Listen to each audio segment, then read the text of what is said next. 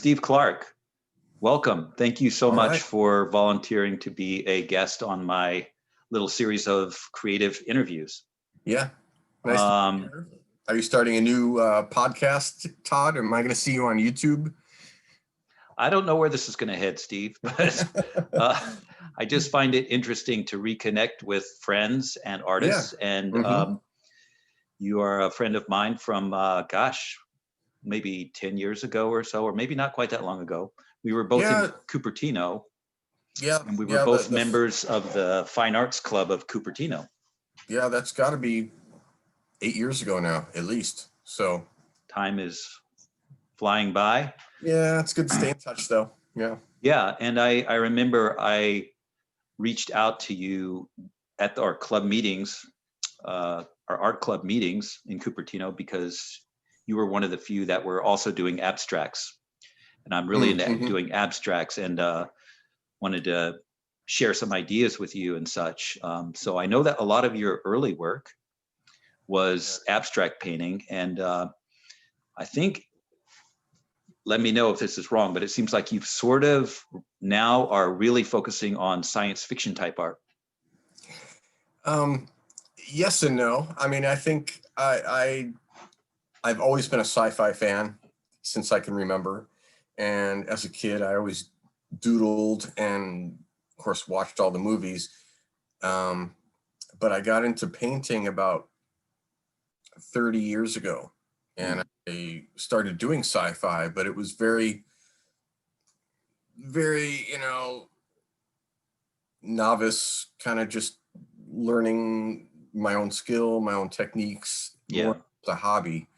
Um, and then, yes, I was doing abstracts, which I think is a good exercise for just about any artist as a way of you're practicing different brushes, different Yep. palette knife, different media. You're kind of just finding your skill, your talent, what you seem to like to do.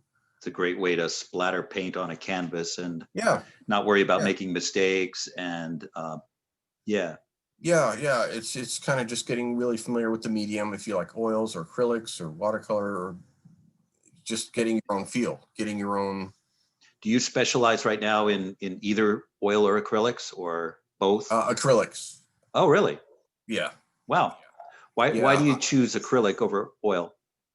For a few reasons. One is I like that acrylics are water based, so it's Yeah, easy to clean up. You don't have the smell of oils. for sure.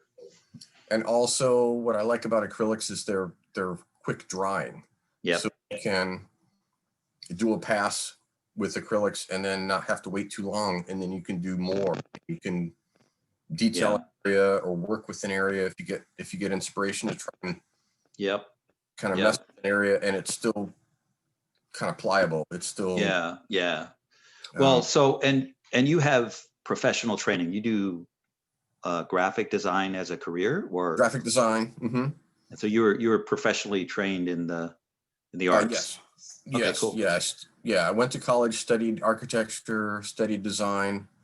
Because I got the spiel from my parents, the usual, if you love art, but what are you gonna do for a real job, that kind of thing. Mm, You know, hmm. it's like you can't Yeah, be an artist. And I also liked math, so it seemed like art and math, architecture was the natural kind yeah, of go. yeah. Um, but this was in the '80s, and this is when computers were just coming about and Yep, yep. everything was going digital.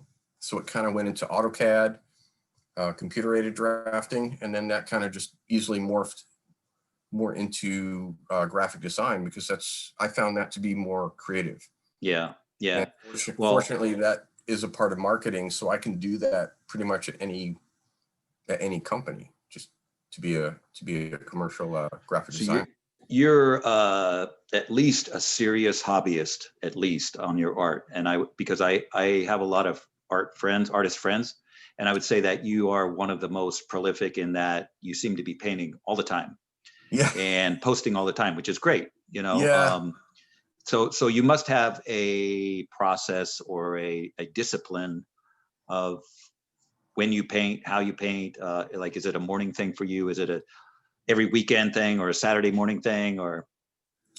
It's a lot of whenever I have free time, because especially due to COVID, I'm Yeah. still home.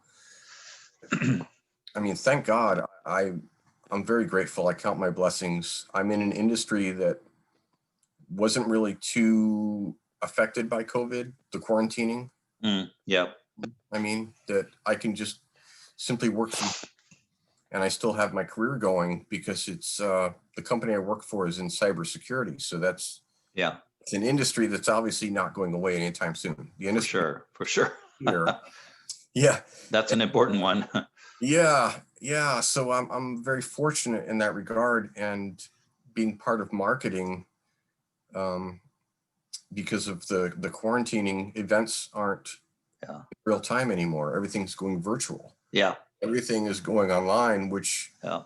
makes the need for my company and the cybersecurity industry even more prevalent today than For ever. sure. So I'm grateful for that, but that's my 9 to 5. And then Yeah. I have some evenings and weekend time. Yeah, I'm averaging a You're painting every 1 or 2 weeks. wow. Yeah. That's really something. And I see some behind you. And I should say also that you're not just science fiction. You do a lot of ocean scenes, a lot of beach scenes lately that are, Yes. and I've noticed, Val, you're really getting great at that. Can you Oh, well, can you thank show us you. some of your work here? Certainly. Since you mentioned beach, let me here, I'll grab.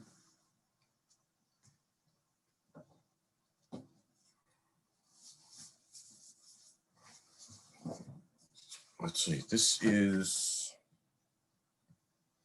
yeah, so that's from a picture I took at Natural Bridges. Um, Hmm.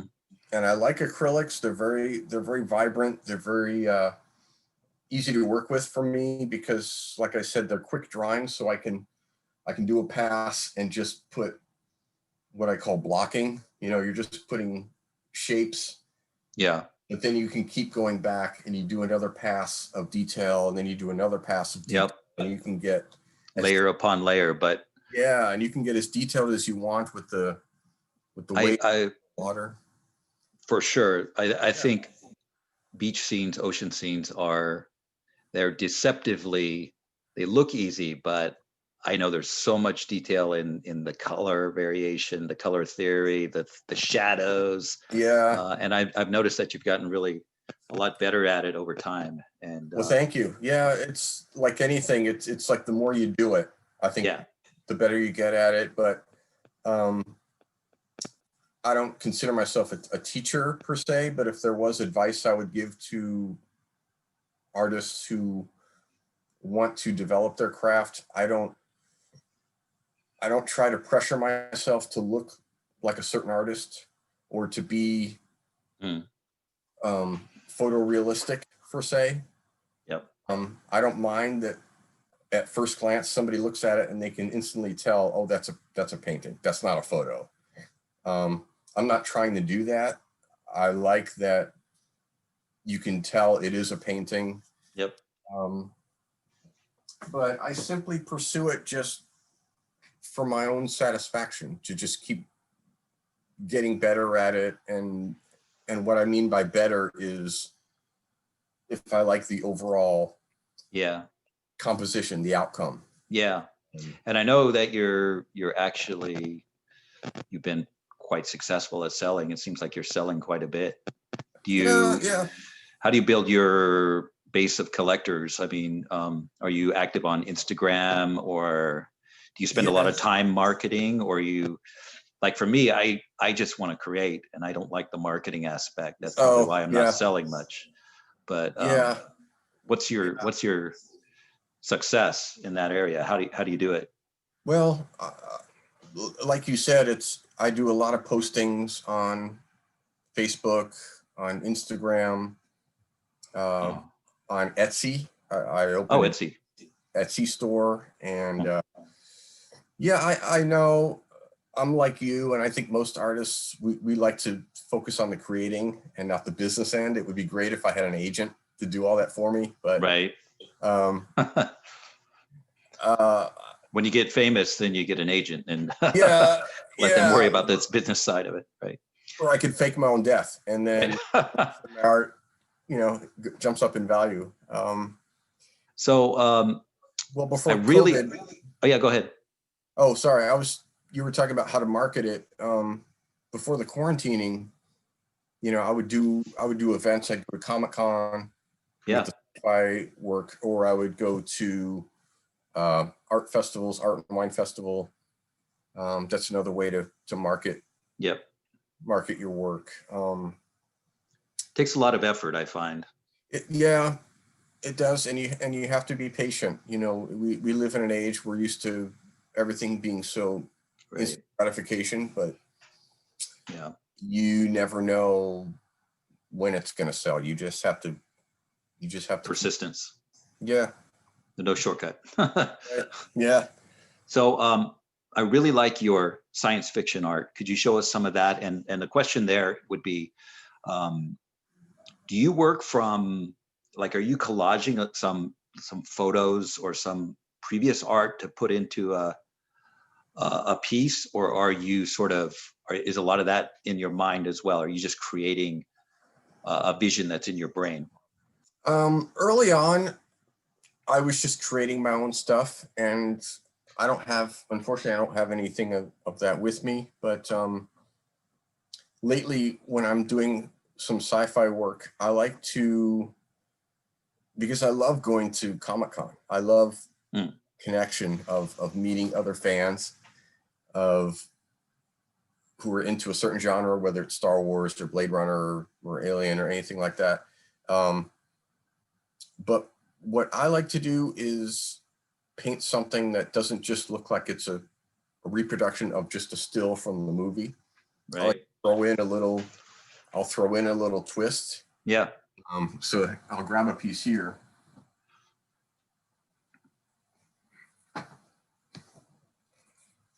Yeah, like this one I just did.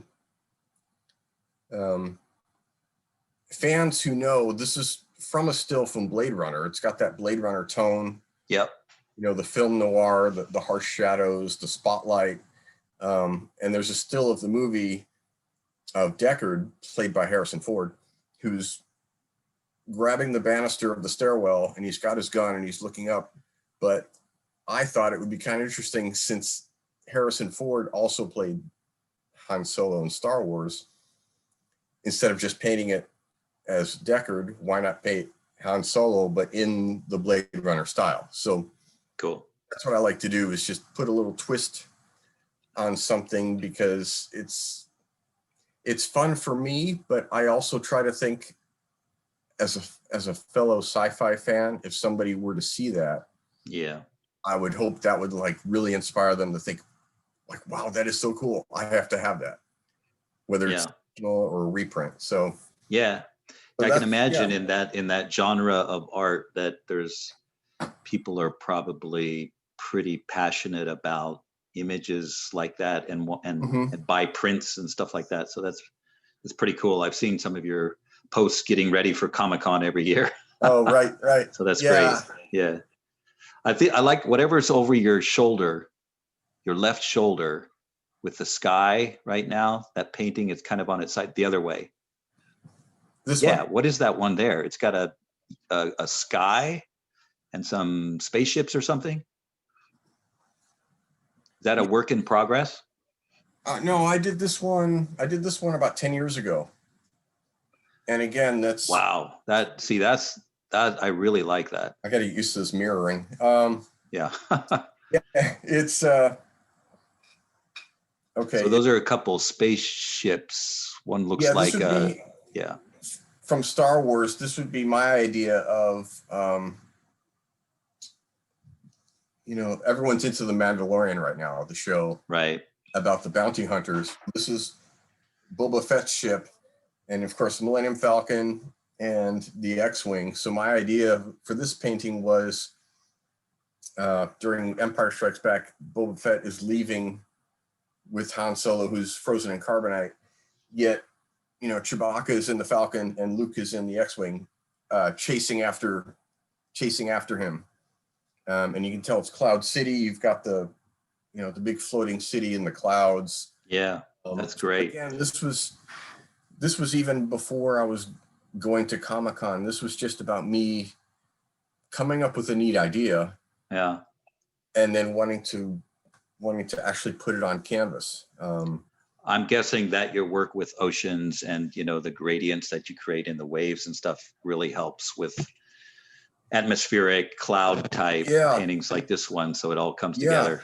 Yeah. It's interesting you mentioned that sometimes the technique of working with clouds is very similar to painting waves and oceans. And there've been a couple of times where I've started a painting thinking it was going to be water, and the way some details came out, then it just kind of struck me like, no, that looks better as clouds. So I think yeah. So or the reverse, or the reverse has happened. I've started painting a sky, but then I like how the blues and the detailing looks, and then I think, oh, that's going to look better as water. So I'll change it around and do an ocean painting instead. So great. It's a fluid process. You know, the creative process can suddenly take a turn, and you're developing something you didn't expect.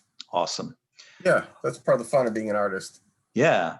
Yeah. Well, so Steve, I'm guessing like, you know, it might be kind of fun to check back in a year or so and do part 2 of this interview. So we'll leave it there for now. I have to keep these videos at a certain length, otherwise people won't click COVID on better it. be over by then. Yeah, it better be. Let's hope by a year from now, COVID better be done. And then when you're in Los Angeles, you can stop by my house and come visit, and we'll have a beer. Yeah, let's do it. Awesome. Okay. All right, Steve, thank you very much. Thanks, I really Todd, for your enjoyed time. talking to you, and we'll good success in the coming year. Thank you. And, you too. You best too. to your I've seen family. your abstracts. I've been seeing your abstracts online on Facebook. That's very cool. I'm glad you're keeping at it. Well, I was all over the spectrum on what I paint. I was doing landscapes, portraits, you know, realism, abstract, and I've decided that I need to go abstract. I need to create a body of work in abstract. Just because I enjoy that the most, and I think that might be my best opportunity to really make a statement. But you got to pursue your passion, right? Absolutely. So thanks, Steve, and we'll be in touch. Thanks, Todd. See you later. Take care.